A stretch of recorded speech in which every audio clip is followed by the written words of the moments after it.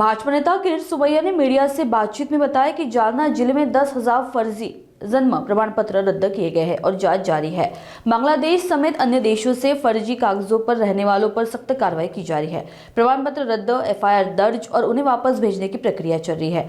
आगे उन्होंने बताया कि पूरे महाराष्ट्र में 1,23,000 और दूसरे पोर्टल पर 1,90,000 प्रमाण पत्र रद्द किए गए हैं, जबकि 5,000 लोगों को गिरफ्तार किया गया। आइए सुनते हैं आगे और क्या कुछ कहना है किरीट सोमैया का। महाराष्ट्रात 2024 मध्ये जे अपात्र घुसखोर बांगलादेशी लोकांनी 2,24,000 लोकांनी जन्म प्रमाणपत्र मिळवले होते, त्यावर कारवाई सुरू झालेली आहे। 27 शहरात 31 एफआयआर, 5,000 लोकांची आतापर्यंत अटक झालेली आहे। 1,23,000 चे जन्म प्रमाणपत्र रद्द करण्यात आले आहेत।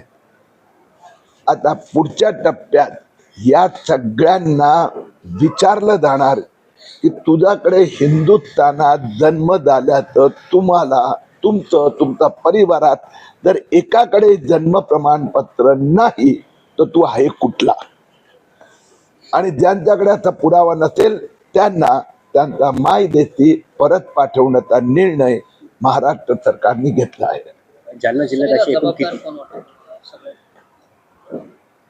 जबाबदार जे घुसखोर आहेत, जे देशाच्या सुरक्षेची समझोता करण्यात काही ठिकाणी षडयंत्र घडवण्यात आलं।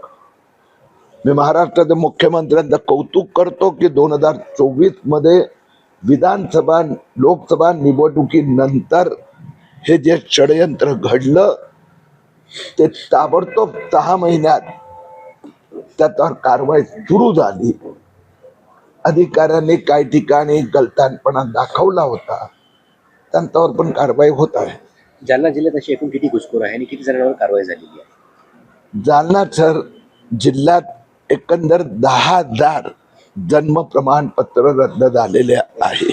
बोगस जन्म प्रमाणपत्र म्हणजे बोगस म्हणा, इल्लीगल म्हणा, की ज्याच्याकडे इथे जन्माचा एक पण पुरावा नाही। आता पुढच्या टप्प्यात ज्यांनी फोर्थ डॉक्युमेंट दिले आहेत त्याची जालना जिल्ह्यात आता चौकशी आज ठरलाय की त्याची चौकशी केली जाणार आणि त्याच्यावर गुन्हा दाखल केला जाणार।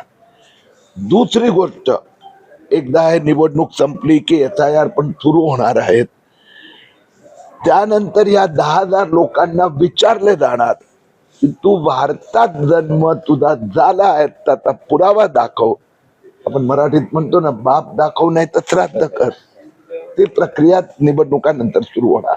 आज जिल्हाधिकाऱ्यांची तुम्ही भेट घेतलेली आहे, नेमकं कोणत्या गोष्टींवर चर्चा झाली आणि त्यात निष्कर्ष काय या निघाला? 3 ठिकाणी अधिक लक्ष दिलं जाणार आहे, अंबड, भोकरदन आणि जालना। तर त्याच्यावर आता त्यांनी ठरवलंय 2 महिन्याचा ऍक्शन प्लॅन बनवला आहे।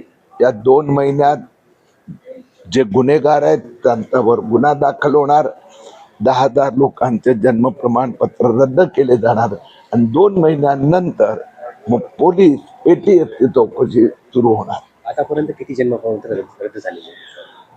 महाराष्ट्रात 1,23,000 जन्म प्रमाणपत्र रद्द झाले आणि दुसरे 1,09,000 त्या पोर्टलवरून रद्द करण्यात आले, पण परत घ्यायची प्रक्रिया बाकी आहे। मी जसं आपल्याला सांगितलं 5,000 लोकांची अटक झाली। आता त्यांची जबाबदारी आहे की ते हितले आहेत ते त्यांनी सिद्ध करावं लागणार।